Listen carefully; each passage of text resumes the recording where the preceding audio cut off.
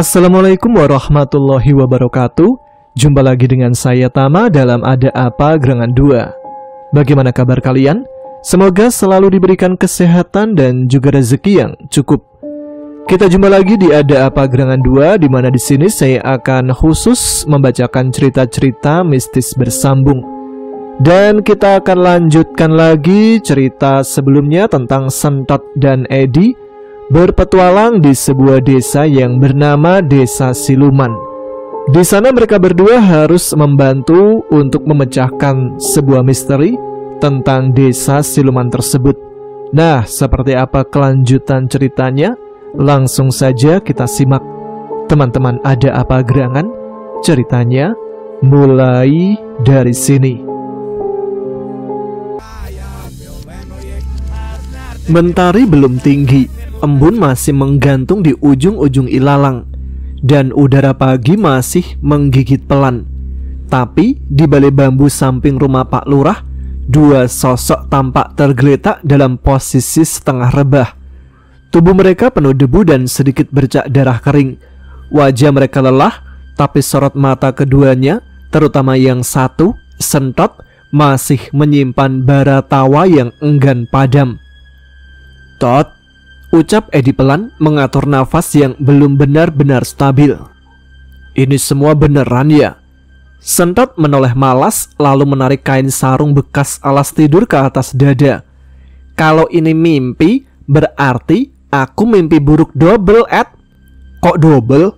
"Iya, Ed, udah mimpi buruk bareng lagi sama kamu."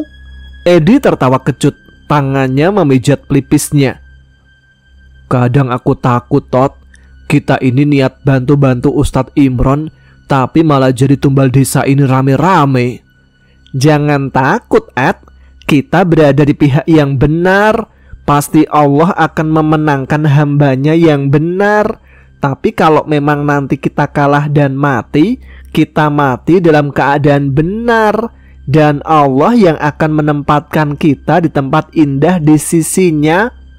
Edi terperanjat kaget. "Tumben ngomongmu bener, tidak ada yang terpleset satu kata pun.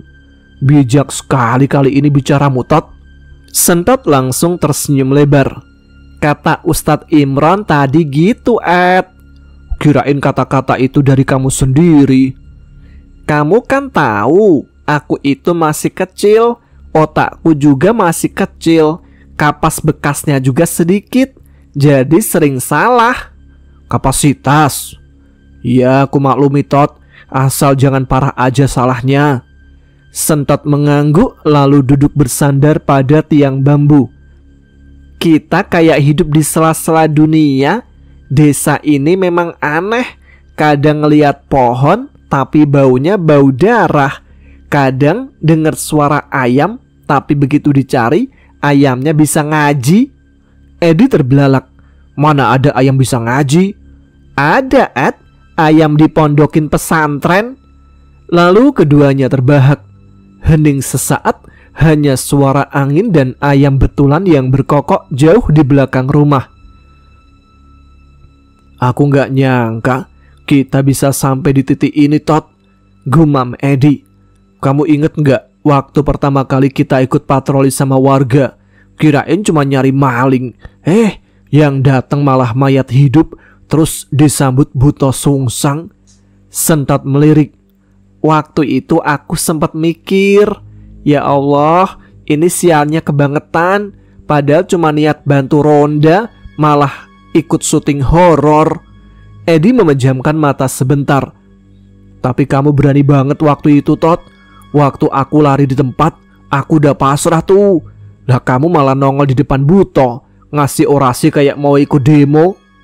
"Ya mau gimana, Ed? Itu setoran, spontan." "Iya, aku pikir kalau aku mati, aku ingin mati sebagai pemberani, biar Biyung bangga sama aku," kata Sentot sambil menerawang. "Bener juga sih, kamu masih mikirin Biyungmu ya, Tot?" "Masih lah, Ed. Aku cuma punya satu biyung, jadi gampang mikirnya. Coba punya 100 biyung, bingung mau mikir yang mana." "Bukan gitu maksudnya. Kamu kan sudah dibuang sama biungmu, tapi masih kepikiran membuatnya bangga. Ed, aku kasih tahu, biung itu seperti kitab suci. Sejelek apapun dia, serusak apapun dia, tetap harus kita junjung tinggi. Dan nih anak kesambet apa sih dalam gini omongannya?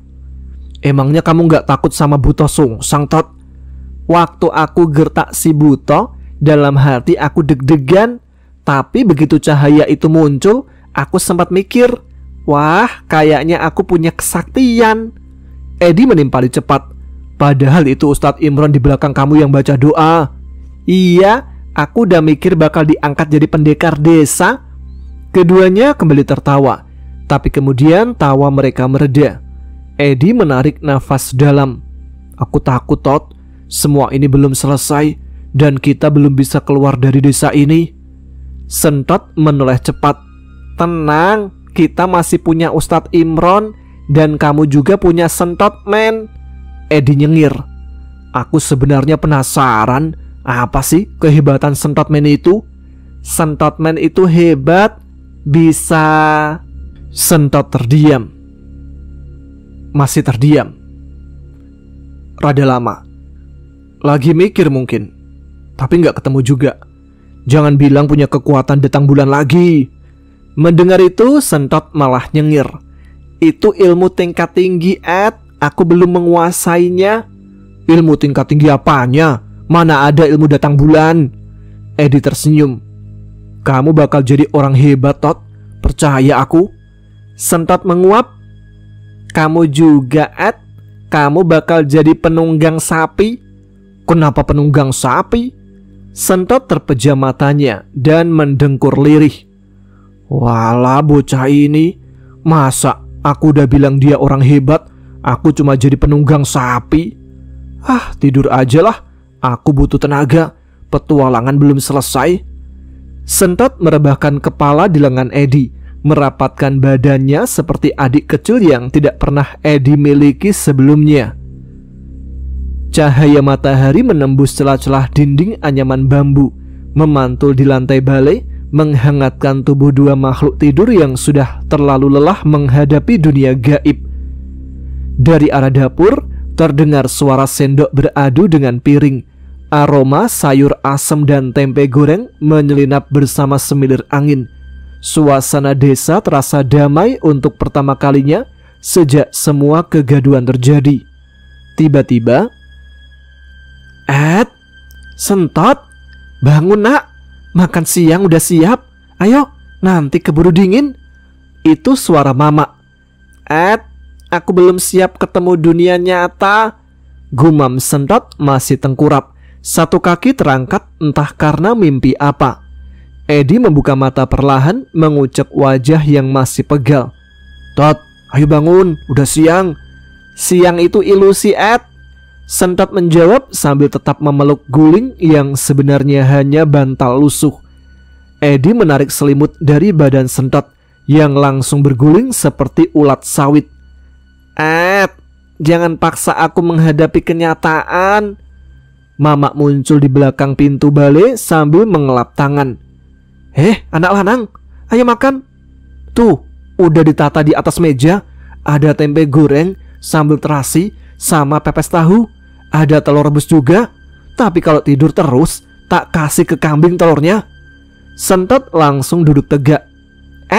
Ternyata kenyataan harus dihadapi. Ayo kita makan telur. Edi hanya bisa geleng-geleng kepala sambil berdiri. Tadi katanya belum siap ketemu dunia nyata. Itu sebelum aku tahu dunia nyata menyajikan telur rebus, ujar Sentot sambil melompat turun dari balai.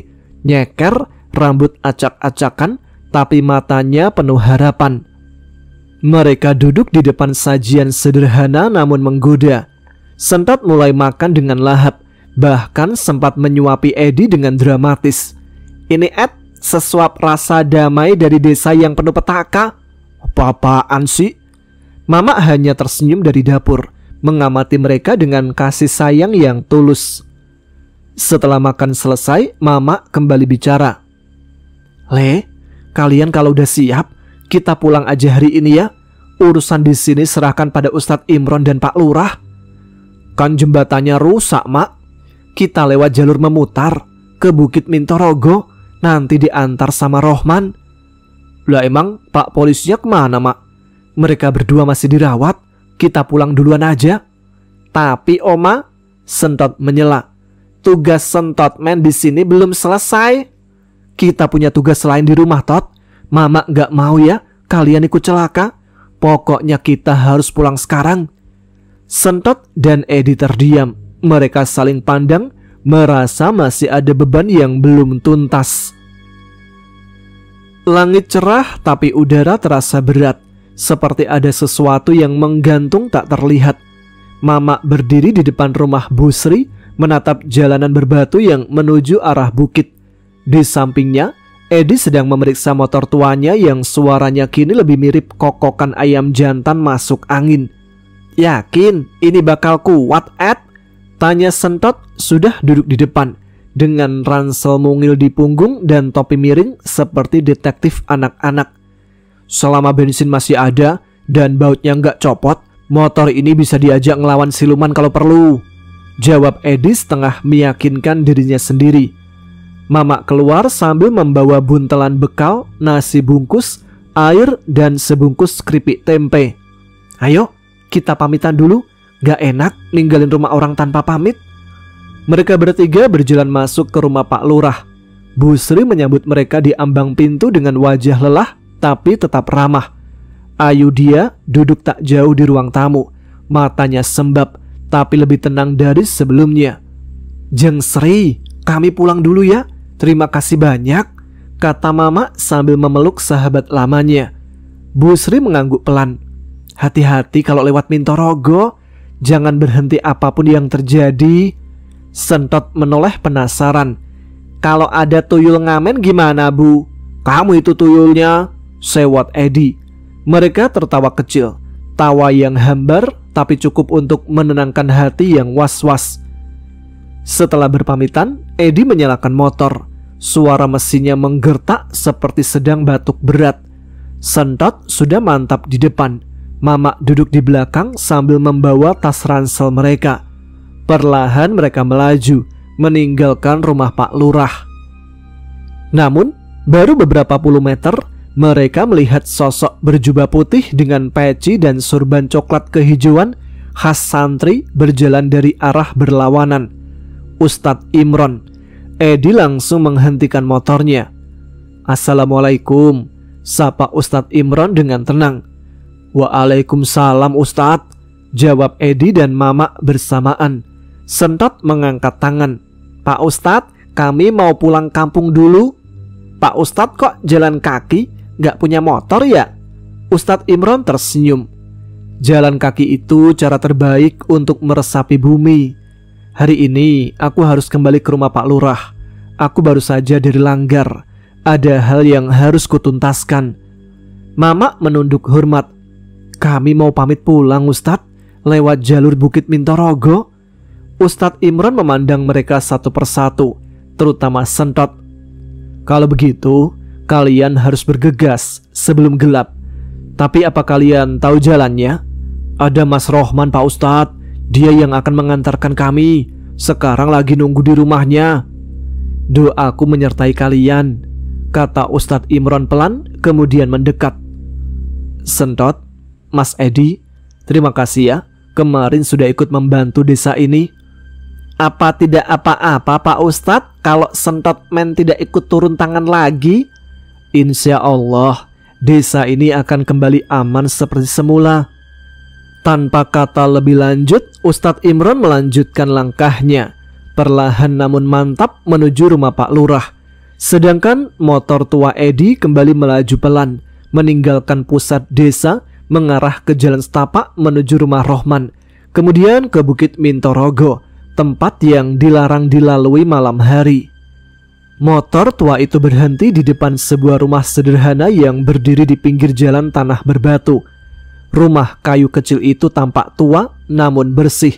Dindingnya dari papan jati yang menguning oleh usia. Atapnya seng bergelombang dengan beberapa bagian sudah berkarat. dan lantainya masih berupa tanah yang dipadatkan. Di pekarangan depan ada kursi bambu reot dan beberapa pot tanaman yang tampak tak terurus. Edi mematikan mesin motor, lalu turun sambil melihat sekeliling. Sentot ikut melompat turun, lalu berjalan cepat ke pintu depan sambil berteriak, "Pak Rohman, Assalamualaikum. Ayo waktunya jadi pemandu hutan." Tidak ada sahutan. Mama ikut turun dari motor, berdiri di bawah pohon mangga tua di depan rumah. "Kok sepi ya?" Edi mengetuk pintu pelan. "Assalamualaikum." Sunyi, bahkan suara ayam pun tak terdengar. "Coba aku keliling ke belakang, Ed," kata Sentot. Tanpa menunggu izin, bocah itu berlari kecil menyusuri sisi rumah, melewati rumpun sereh dan semak liar. Edi mengikuti di sisi lain. Rumah itu memang kecil, hanya terdiri dari 2 ruangan dan dapur yang menjorok ke belakang. Di bagian belakang ada sumur tua dan pohon pisang yang sudah tumbang. Suasana rumah itu seperti terhisap oleh sunyi. Edi dan Sentot telah memutari rumah hingga ke bagian belakang. Saat hendak kembali ke depan, tiba-tiba terdengar suara engsel pintu kayu tua yang mengerang perlahan. Pintu belakang yang sebelumnya tertutup kini terbuka sendiri, menganga pelan seakan mengundang. Sentot langsung menahan nafas.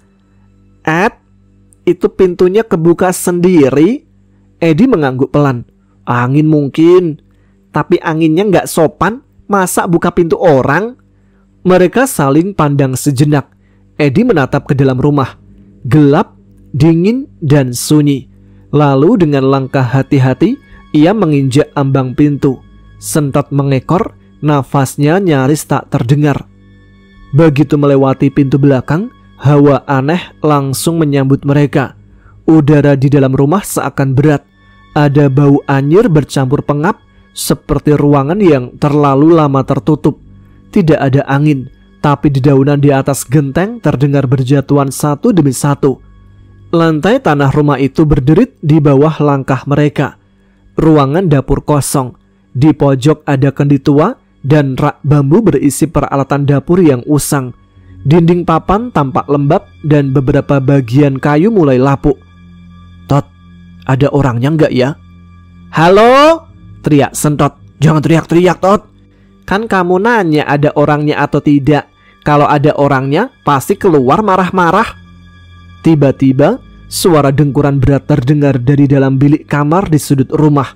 Suaranya seperti dari seseorang yang tertidur terlalu nyenyak, atau malah seperti sapi yang digorok. Edi dan Sentot saling berpandangan. "Kamar itu, Ed?" "Iya, pelan-pelan." Edi mendorong daun pintu bilik perlahan. Suaranya nyaring seperti orang kehabisan nafas. Cahaya dari celah dinding masuk membentuk garis-garis samar di lantai kamar yang lembab. Di dalam kamar itu, mereka melihat seseorang sedang duduk di atas dipan bambu reot, dan orang itu adalah Rohman. Tapi ada yang aneh. Rohman duduk tegak, matanya terbuka namun kosong. Bola matanya mengarah ke langit-langit. Kulit wajahnya pucat kehijauan, seperti lilin yang hampir mencair. Bibirnya biru, nafasnya tak bergerak, tubuhnya seperti mayat duduk. Namun, suara dengkuran masih terdengar, meski mulutnya tertutup rapat. Sentot menggenggam lengan Edi. "Ed, itu Rohman?" "Sepertinya." "Kenapa dia duduk kayak gitu? Mukanya kayak orang udah lama gak ketawa." Rohman tiba-tiba mengangkat tangan pelan, sangat pelan, dan menunjuk keluar kamar. Sentot tercekik nafasnya. "Ed, dia nunjuk. Itu dia nunjuk keluar. Nunjuk apa ya?" Edi dengan tubuh tegang mengikuti arah telunjuk Rohman. Ia menoleh keluar kamar ke arah ruang utama. Dan di sanalah 2 sosok menggantung, nenek Rohman dan Rohman lainnya, di langit-langit rumah. Tubuh keduanya tergantung di balok kayu menggunakan tali tambang kelapa. Leher mereka terjulur, mata melotot keluar, lidah menjulur sampai ke dada. Rambut nenek itu menjuntai seperti sapu ijuk tua.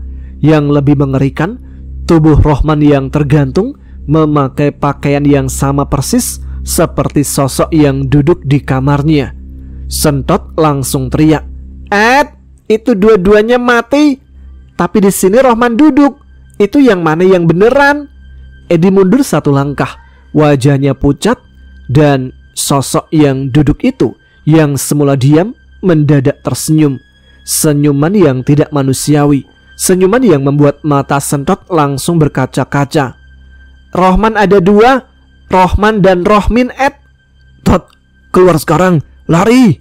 Sentot sudah lebih dulu melesat, lari seperti angin. Edi mengikuti, menarik nafas panjang. Ketika mereka berlari keluar pintu belakang, terdengar tawa lirih dari dalam kamar. Suara cekikikan halus, seperti suara anak kecil. Condro sungsang. Edi dan Sentot keluar dari rumah itu seperti diburu makhluk halus, karena memang begitu kenyataannya. Sentot lari duluan sambil teriak-teriak, aku nyium bau rambut neneknya. Beneran ini, kayak bau kemenyan direndam cucian. Edi menyusul dengan nafas terengah. Begitu sampai ke halaman, mereka langsung loncat ke atas motor tua. Tangannya gemetar saat memasukkan kunci dan menyela starter berulang kali. Motor tua itu meraung hidup dengan suara kasar. Mereka langsung melesat. Namun, mamaknya belum naik, teriak Sentot tiba-tiba dari jok depan sambil menengok ke belakang. Edi tersentak dan langsung rem mendadak. Ban motor menggesek tanah kering hingga berderit. Debu berterbangan, motor nyaris terjungkal. Dari kejauhan, Mamak berdiri sambil angkat-angkat tangan dengan nafas ngos-ngosan. Edi, kamu mau ninggalin Mamak? Sentot nyeletuk. Mamak sampai lari kayak penumpang ditinggalin bis, Untung kamu gak dikutuk buntung belalaimu. Mereka mundur sedikit, lalu membantu Mamak naik ke boncengan. Mamak masih ngos-ngosan sambil menepuk-nepuk punggung Edi. Kamu itu ya, main kabur ninggalin Mamak? Ada apa sih? Sentot menimpali. Maaf Mak, kami tadi lihat Rohman dan Rohmin. Mamak hanya melongo, masih belum mengerti. Setelah itu motor pun kembali melaju. Debu jalan desa mengepul lagi di belakang mereka bertiga yang kini diam dalam kegugupan. Kecuali Sentot yang terus mengoceh sambil mengusap pelipis menceritakan apa yang terjadi di dalam rumah. Setelah 10 menit ngebut melewati jalanan tanah dan pepohonan, mereka sampai di rumah Pak Lurah. Dari kejauhan terlihat beberapa warga sedang duduk di teras. Ada juga 2 polisi yang kini duduk bersila, tampak lemas dan pucat. Pak Lurah sendiri belum keluar. Edi segera menghentikan motor dan turun. Mamak masih uring-uringan. Aku jantungan ini. Baru kali ini dibonceng kayak diculik tuyul. Sentot buru-buru turun dan langsung menghampiri Ustadz Imron. Pak Ustadz, kami baru dari rumah Rohman dan ini serem banget, kayak film horor, tapi pemeran utamanya aku sendiri. Edi nyambung. Rumahnya sepi Pak Ustadz. Kami masuk, ada Rohman duduk diam di kamar, tapi di luar kamar ada Rohman lain sama neneknya menggantung Pak Ustadz. Ustadz Imron langsung berdiri dengan dahi berkerut. Astagfirullah, kalian lihat dengan mata kepala sendiri? Sentot mengangguk cepat. Iya Ustadz, gak cuma dengan mata kepala sendiri, tapi juga mata kaki sendiri Ustadz. Salah satu polisi berdiri. Kami harus ke sana, harus pastikan. Namun Ustadz Imron menahannya. Tunggu dulu, bapak-bapak belum pulih benar, dan sepertinya ini bukan kasus biasa. Sentot tambah panik. Tapi yang duduk tadi menunjuk keluar. Terus pas kami lihat udah gantung. Lah itu siapa dong yang duduk? Aku hampir kencing. Ustadz Imron menghela nafas, lalu menatap Edi dan Mamak. Sebelum kabur, saya juga mendengar suara tertawa Condro sungsang Ustadz. Astagfirullah. Biar saya yang mengecek ke sana. Kalian tunggu di sini ya. Edi menunduk. Siapa Ustadz? Setelah mendengar cerita Edi dan Sentot, Ustadz Imron tak menunggu lama. Ia mengambil tas kain hitamnya yang biasa ia bawa, berisi air doa, tasbih, dan beberapa kitab kecil, lalu melangkah cepat menuju rumah Rohman. Angin siang berhembus pelan, tapi hawa yang dibawanya terasa tak wajar. Langit mendung, awan menggantung berat, burung-burung pun sunyi seolah tak berani bersuara. Setibanya di depan rumah Rohman, Ustadz Imron berhenti sejenak. Ia menghela nafas dan menggenggam tasnya lebih erat. Namun, saat hendak mengambil botol air doa dari dalam tasnya, Ustadz Imron terperanjat. Tangannya refleks hampir melempar tas itu. La haula, ya Allah, sentot, astagfirullah. Dari dalam tas kain hitamnya, kepala sentot menyembul, badannya meringkuk aneh, seolah dia benar-benar muat masuk ke dalam tas itu. Ia pun meloncat keluar dengan enteng seperti kucing keluar dari kardus. Sentot, bagaimana bisa kamu di sini? Sentot menyeringai bangga. Aku pakai jurus meringankan tubuh, Ustadz. Memang walau Sentot berwujud manusia, tetapi berat badannya ringan seperti anak ular kecil. Ustadz Imron geleng-geleng kepala sambil menyapu wajahnya. Ya sudah, udah keburu ikut, jangan banyak tingkah. Ayo masuk, tapi jangan main-main. Ini tempat sudah berat hawa mistisnya. Sentot mengangguk mantap. Siap Pak Ustadz, aku serius kok. Aku udah latihan gak ngompol kalau ketemu pocong. Begitu mereka masuk ke rumah sederhana itu, hawa pengap langsung menyambut. Udara seperti berhenti bergerak. Lantai tanah basah seolah menyerap suara langkah mereka. Mereka berjalan perlahan, melewati ruang depan yang gelap dan sunyi. Aroma kayu lapuk bercampur kemenyan tipis menggelitik hidung. Mereka melangkah pelan ke arah kamar. Ustadz Imron membuka pintu kamar dengan hati-hati. Sentot menunduk pelan dan berbisik. Di sana Ustadz, aku tadi melihat Rohmin. Kalau Rohman menggantung di atas. Ustadz Imron mengangguk perlahan. Lalu mereka berdua menoleh. Dan di sana, tepat di depan pintu, tergantung nenek Rohman dan Rohman sendiri, menggantung dengan tubuh yang bergoyang pelan. Tali tambang kusut menggantung dari langit-langit reot. Sentot tersedak kecil, wajahnya pucat. Pak Ustadz, aku boleh ngompol sekarang gak? Ustadz Imron menggenggam tasbih erat. Katanya kamu gak akan ngompol walau ketemu pocong. Rencana berubah Pak Ustadz. Kita keluar dulu. Kita panggil warga buat bantu menurunkan mereka. Mereka melangkah cepat ke arah pintu depan. Namun pintu tertutup keras sendiri. Gembok tua terpasang sendiri dari luar, tak mungkin dibuka dari dalam. Dan dari ruang belakang terdengar suara gesekan kain, suara seretan berat. Mereka menoleh. Di ambang pintu kamar, sosok pocong Rohman dan neneknya kini telah berdiri. Tubuh mereka bergoyang pelan, mata terbuka tanpa bola mata, menghadap ke arah Ustadz Imron dan Sentot. Sentot langsung lompat ke belakang Ustadz Imron. Pak Ustadz, kalau aku pingsan jangan bangunin sekarang ya. Nanti aja kalau udah di rumah Pak Lurah. Ustadz Imron berdiri tegap. Bismillah. Ia mulai membaca ayat ruqyah dengan suara tegas, menggema di dalam rumah kecil itu. Pocong-pocong itu meringis. Tubuh mereka perlahan bergetar seperti terbakar. Namun justru dari balik jendela belakang, sosok ketiga muncul. Sosok hitam, tinggi besar, tak berbentuk jelas. Wajahnya seperti asap. Ia mulai merangkak ke arah Ustadz Imron dan Sentot. Sentot menjerit sambil meringkuk. Pak Ustadz, tolong jangan biarkan saya dijadiin tempe. Ustadz Imron melanjutkan ruqyah lebih keras.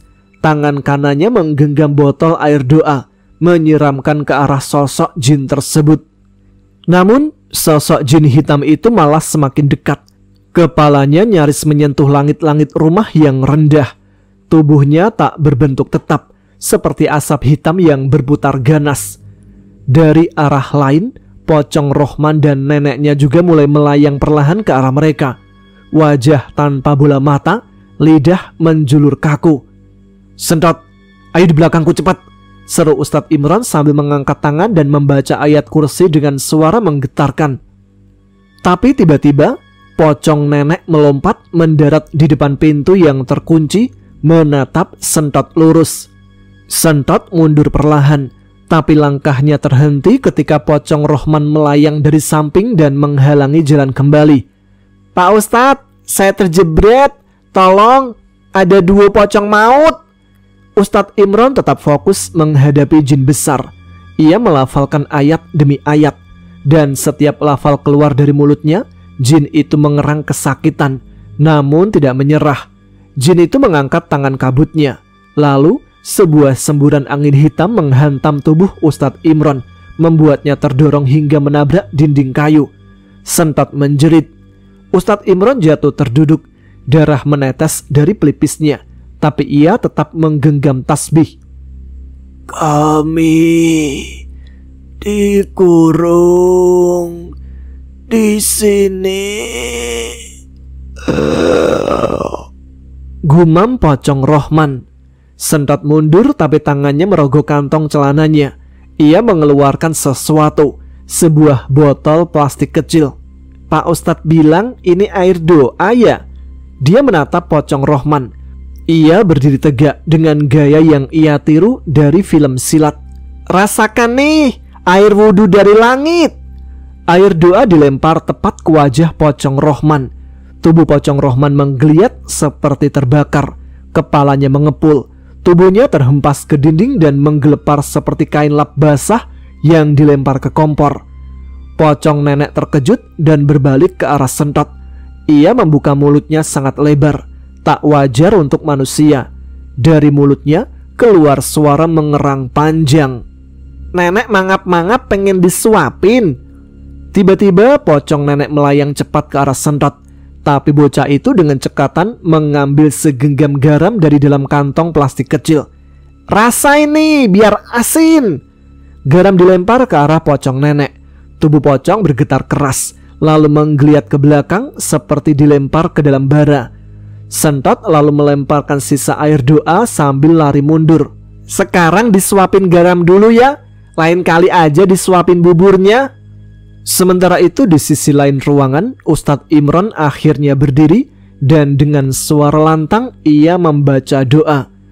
Cahaya putih seketika keluar dari telapak tangan Ustadz Imron. Jin hitam itu menjerit panjang dan meledak menjadi kabut kelabu yang menyebar lalu lenyap di udara. Rumah itu bergetar. Pintu depan terbuka sendiri. Pocong Rohman dan neneknya kini tergeletak seperti kain lap. Perlahan-lahan mengepul dan menghilang menjadi abu ringan yang berterbangan pelan seperti debu dijemur. Ustadz Imron menarik nafas panjang. Sentot duduk kelelahan dengan nafas tersengal. "Kamu hebat ya Tot," kata Ustadz Imron sambil tersenyum. "Tapi kalau bisa, lain kali gak usah ngumpet di tas ya." "Terus di mana Ustadz? Kalau di kantong celana kan gak muat." Perkataan Sentot membuat Ustadz Imron tersenyum. Mereka lalu keluar dari rumah Rohman yang kini benar-benar sunyi. Langit mendung mulai terbuka dan cahaya matahari kembali menyinari tanah. Ustadz Imron segera bergegas untuk memberitahu para warga supaya mereka menurunkan 2 jenazah yang saat ini masih menggantung di dalam rumah. Oke, sampai di sini dulu episode kali ini. Kita akan lanjutkan cerita Sentot dan Edi di Desa Siluman pada episode selanjutnya. Terima kasih ya untuk kalian semua yang sudah menyimak episode kali ini. Maaf untuk kali ini kalau penayangannya agak terlambat. Ada sedikit kendala teknis dan non-teknis. Teknis dan non-teknis. Tuh kan jadi belibet. Ya sudah, dan sekarang saya Tama harus pamit. Jumpa lagi di episode selanjutnya dengan cerita Sentot dan Edi yang semakin seru. Kayaknya bakal sebentar lagi selesai nih. Bakal kehilangan lagi cerita Sentot ini ya. Tapi yang penting kalian di sana selalu semangat dan selalu jaga kesehatan. Wassalamualaikum warahmatullahi wabarakatuh. Aku tahu kau merinduku, aku tahu kau menangisiku, aku tahu kau tak relakanku. Aku sama namun hanya membisu. Dari atas sini ku masih bisa memandangmu, meski dengan air mata darah penuhi gaunku.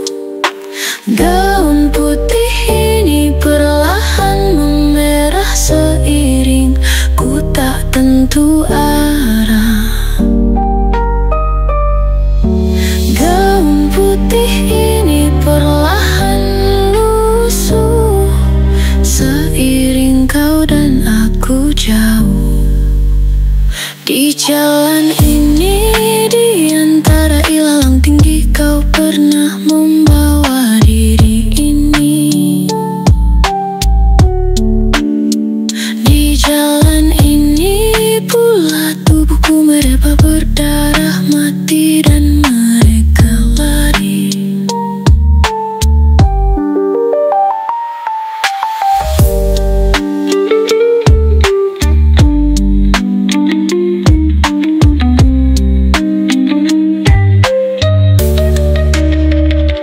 Di jalan ini, di antara ilalang tinggi, kau pernah membawa diri ini. Di jalan ini pula tubuhku mereba berdarah mati dan mereka lari. Di jalan ini, di antara ilalang tinggi, kau pernah membawa diri ini. Di jalan ini pula tubuhku mereba berdarah mati dan mereka lari. Di jalan ini, di antara ilalang tinggi, kau pernah membawa diri ini. Di jalan ini pula tubuhku mereba berdarah mati dan mereka lari.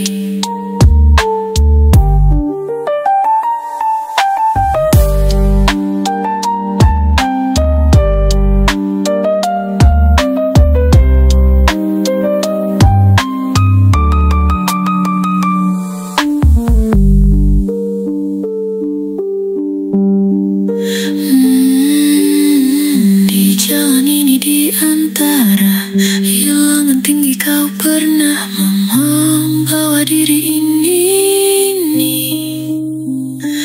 Di jalan ini pula tubuhku mereba berdarah mati dan mereka lari.